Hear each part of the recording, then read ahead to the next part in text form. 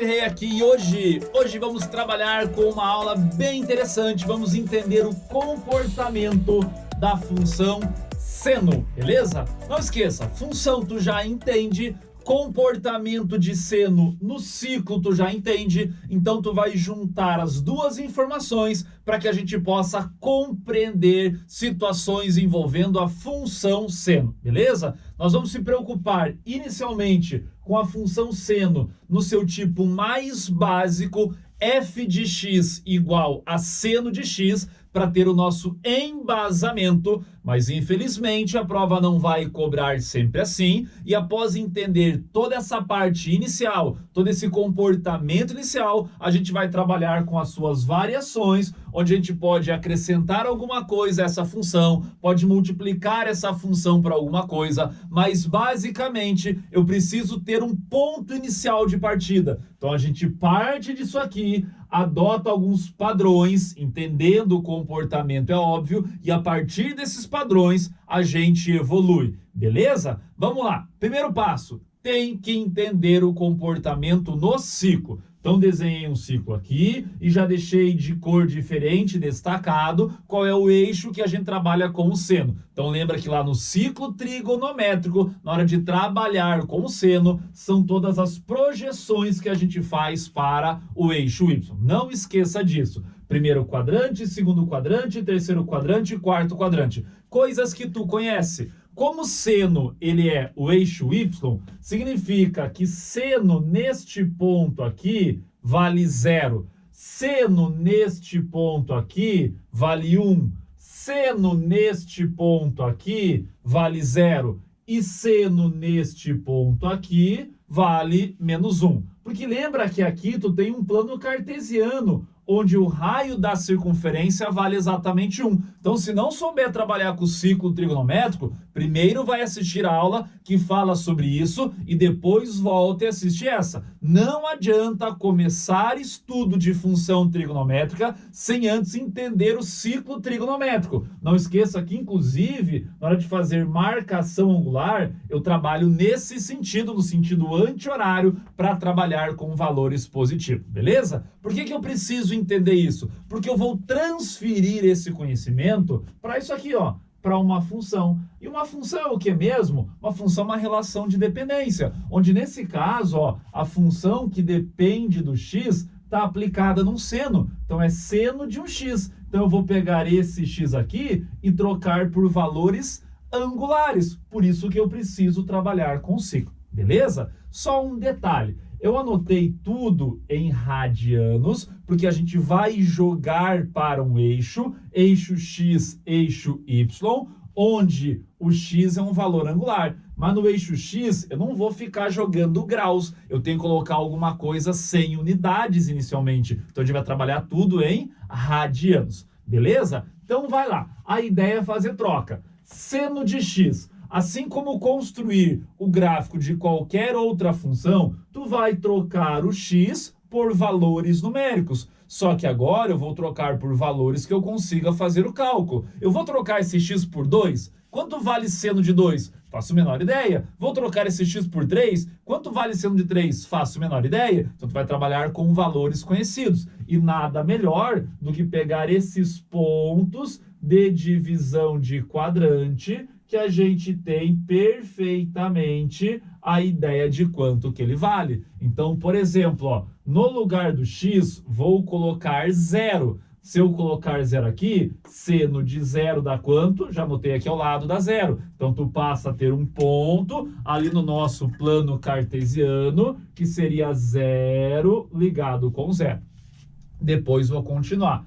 Professor, vou jogar o 30, o 45, 60. Tu pode até fazer isso, mas vão dar valores quebrados ali que no momento eu não vou usar. Quem quiser usar, fica à vontade para fazer a curva com mais perfeição, mas aqui eu não usei 100% uma escala tão real assim, então eu não vou trabalhar. Vou trabalhar exatamente com os pontos de divisão de quadrante. Vou para o próximo, ó, lá 90 graus, π sobre 2. É o valor máximo do teu seno. Então significa que π sobre 2, ou seja, quando eu trocar o x por π sobre 2, o resultado vai dar 1. Lá no plano cartesiano, o x é o π sobre 2, já deixei anotado, e a resposta, que é o nosso y, vai dar 1. Então, a gente vai ter um pontinho aqui assim, beleza? Vai para o próximo, ó. Quando x for π, o resultado é 0. Então, fica sobre o eixo x. Vai para o próximo. Quando o x for 3π sobre 2, o resultado vai dar menos 1. Então, 3π sobre 2 está aqui, o resultado é menos 1.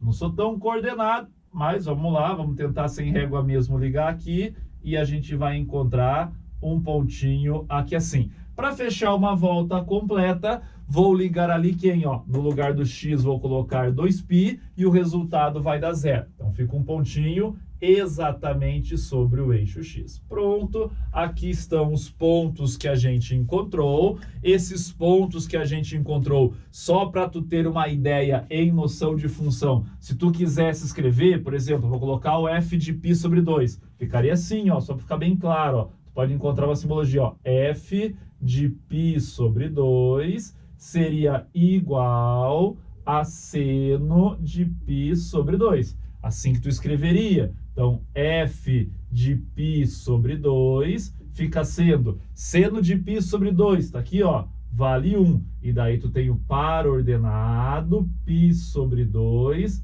ligado com 1. Só para deixar claro, na simbologia de função, ok? Que eu não escrevi perfeitamente, mas deu para compreender a ideia. Como eu falei, é uma função normal. Tá trocando pontos, a simbologia vai ser a mesma. Não se assuste, porque a prova cobra uma função que apareça o seno. O que tu conhece de função, continua valendo. Voltando para o gráfico agora. Agora vai fazer a ligação. A mão livre. Então aqui, ó, 0, subiu até lá em cima, foi descendo, descendo e veio até aqui assim. Pronto!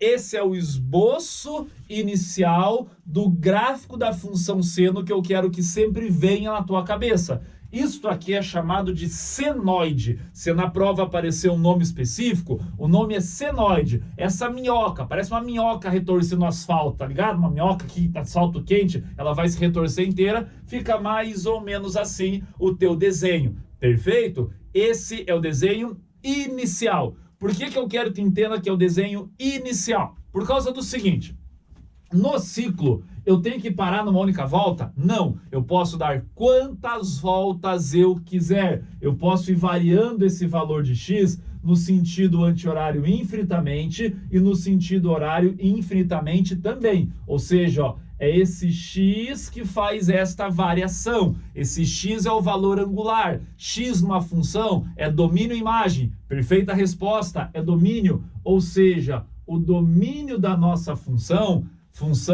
seno de x passa a ser todo e qualquer valor real. Então, por que eu falei que essa é a imagem inicial? Porque eu quero que tu entenda que esse gráfico ele vai continuar infinitamente para a direita e vai continuar infinitamente para a esquerda, ok? Só que vai continuar tanto para a direita quanto para a esquerda, mantendo o mesmo padrão. Por quê? Porque toda vez que eu faço o cálculo de um seno, eu estou pensando ele dentro do ciclo e ele é limitado por essa linha aqui que eu fiz, linha não, nesse segmento que eu fiz aqui de vermelho. Marcou um ponto aqui, vai bater aqui assim. Marcou um ponto aqui, vai bater aqui assim. Ele nunca vai sair desse trecho. Então essa sequência que eu vou continuar infinitamente, ela é limitada aqui em cima por esse 1 e aqui embaixo, ó, ela é delimitada por esse menos 1. Por quê? Por causa do raio da nossa circunferência. Já falei no início, o raio vale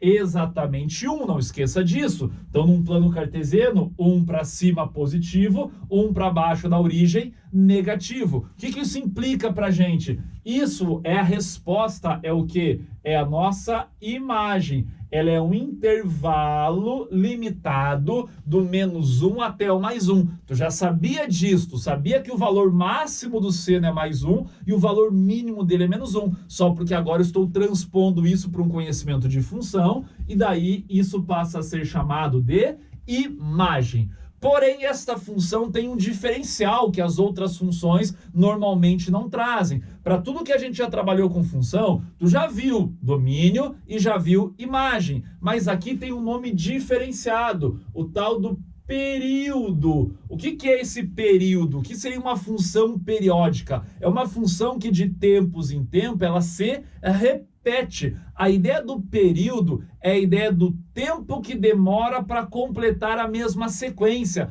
para completar o mesmo movimento, que no caso aqui da função seno, seria o tempo que ela demora para fechar uma volta completa. E olha aqui, ó, para fechar essa volta completa, ela leva exatamente 2π. Por mais esquisito que pareça, tá bom? Por mais esquisito que pareça, período é um tempo. Isso é muito usado em física. Vai trabalhar depois com movimento harmônico. Talvez essas ideias fiquem mais acessíveis para vocês. Mas esse período é um tempo. Professor, mas tu vai falar que um tempo vai ser exatamente 2π? Sim, aqui pode até parecer esquisito, mas depois em prova ele faz algumas alterações, onde tu vai perceber que ele vai dar o período como sendo lá, o período para completar um dia. Então ele vai dar um contexto interpretativo envolvendo uma função seno, mas esse período vai ser lá dado em horas, 24 horas, o período para fechar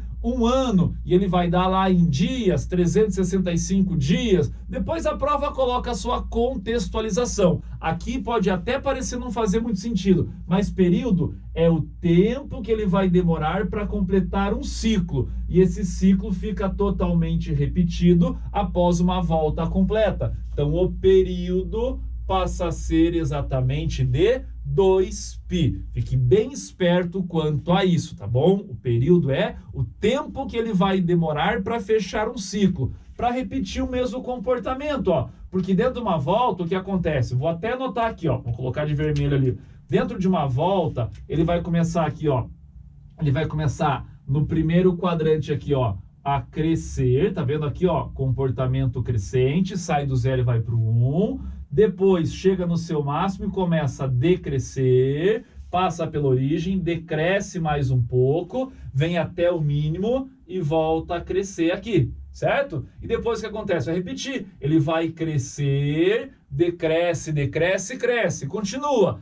Cresce, decresce, decresce, cresce, sempre repetindo o mesmo movimento, ó. Então aqui ele cresceu, decresceu, decresceu e cresceu novamente. Sempre faz esse movimento. Isso seria completar o ciclo. A partir daí repete-se igual. Então este modelo de gráfico que está enxergando aqui, ó, ele vai sendo copiado. É como se desse um Ctrl+C, Ctrl+V lá. Então copiou, colou, tanto para a direita quanto para a esquerda. O movimento é contínuo, por isso que o teu período passa a ser exatamente 2π, tá bom? Eu deixei anotado aqui uma outra palavra. Isso dificilmente cai em matemática, a menos que a prova seja bem interpretativa, tá bom? Mas pensando em provas interpretativas e principalmente em física, isso pode aparecer. O que é amplitude? Amplitude é essa distância aqui, ó, do valor máximo até o eixo X. Então, inicialmente, ó, esta amplitude, ela vale quanto aqui, ó? Ela vale 1. Então, se essa amplitude inicial aqui é essa distância, significa que para a função seno de x, a gente tem amplitude igual a 1. Essas são as ideias que a prova pode cobrar a respeito de uma função seno de x. Apenas seno de x. Mas como eu falei, qual é o problema? O problema é que a prova vai alterar isso. Ele não vai colocar esse gráfico padrão. Por quê? Senão qualquer um vai decorar apenas isso, caiu na prova e virar algo mecânico. A prova não vai pedir algo mecânico. A prova vai induzir vocês a pensar. E aí ele coloca alterações. Ou seja, ó, eu posso pegar essa função seno e acrescentar alguma coisa a ela, multiplicar alguma coisa a ela, eu posso multiplicar o ângulo por alguma coisa, ou posso acrescentar alguma coisa junto ao ângulo. Cada um desses parâmetros que eu coloquei aqui, ele faz com que o teu gráfico crie alguma coisa diferenciada. Ora ele vai deslocar o gráfico para cima, ora ele vai puxar o gráfico, achatar o gráfico, ora em relação ao eixo X ele vai deslocar mais para a direita ou mais para a esquerda, ora ele vai esmagar o teu gráfico, ora ele vai afastar o teu gráfico. Ele nunca vai mudar muito essa característica aqui, ok? O que pode acontecer é ficar mais para cima, mais para baixo, mais para a direita, mais para a esquerda. mais encolhido aqui, mais esticado aqui, mais encolhido aqui. Então, por isso que a gente parte desse padrão, porque apareceu na prova, tu bate o olho e já sabe, opa, trata-se de uma função seno. Só que se estiver muito esmagado, muito esticado, tu vai lembrar, ah, então o cara fez alguma coisa. Ou seja, tu sabe isso aqui, se algum desses padrões forem alterados, significa que ele mexeu. Então vamos supor que apareceu na prova uma função que tem essa forma aqui, parece essa minhoca. Cresce, decresce, decresce, cresce. Porém, tu vai olhar e não vai sair do zero. Opa, então foi feito alguma coisa. Tu vai olhar e vai ver que essa variação daqui até aqui é maior. Ah, vem lá de cima até lá embaixo, mas continua essa minhoca. Opa, então ele partiu do seno e fez alguma coisa. É isso que eu quero que vocês pensem, ok? Então ele parte do inicial através de algumas mudanças e geram algumas situações um pouquinho diferentes. Primeira delas, esse parâmetro A aqui. Eu vou anotar, ó.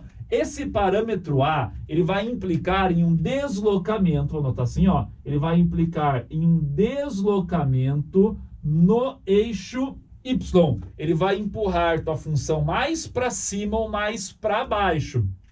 Ou seja, vamos supor que eu colocasse um 2 aqui na frente. 2 mais seno de x. Significa que ele pegou toda esta função e jogou para cima. Então, a imagem que começava no menos 1 aqui embaixo, ela vai subir 2 unidades. Sobe uma, sobe 2 e começa a partir do 1. E daí, este 1, que era o ponto máximo aqui, também sobe 2 unidades. Então, 1 mais 1, 2 mais 1, 3. Então, ele tem uma nova imagem. Essa que é a ideia. Ou seja, se vai deslocar no Y, ele altera a imagem. Fazendo o quê? Se eu somei 2 aqui, soma 2 nesses dois extremos. Se eu somei 3 aqui, soma 3 nesses três extremos. Se eu somei algo negativo, ou seja, tem um menos 3, adiciona menos 3 aqui e menos 3 aqui. Essa que é a ideia, beleza? Agora vamos para o próximo parâmetro, parâmetro B. Este parâmetro B aqui, ele já existe aqui. Quando não tem nada aqui na frente, significa o que mesmo? Significa que está multiplicado por 1. De tudo que eu anotei aqui, ó, amplitude vale 1. Então, o nosso gráfico inicial tem uma amplitude igual a 1. Quando eu multiplico por alguma coisa, ele altera, vou anotar aqui, ó, então ele vai alterar a nossa amplitude. Tu pode até deixar anotado que a amplitude é o B, porque inicialmente, ó, ela vale 1. Multiplicou por alguma coisa, significa que essa amplitude varia. Então, pense comigo. Se eu multiplico por 2, essa distância inicial aqui, que era 1, ela passa a ser 2. Só que daí o detalhe, ó, sobe 2 aqui, multiplica, né? Fica 2 aqui e aqui também vai ficar. É como se eu fizesse isso aqui, ó. Eu puxasse o gráfico assim, ó. Vou puxar ele. Seria esta a ideia. Então, tanto vai jogar para cima e para baixo. Então, eu estou puxando. Por isso que eu falei que às vezes ele estica o gráfico. Então, é o mesmo gráfico, só que ele vai mais lá em cima e vai mais lá embaixo. Então, essa variação total, que era do menos 1 a 1, ela vem para cá e para cá. Fica, se for 2, do menos 2 ao 2. Se for 3, do menos 3 ao 3.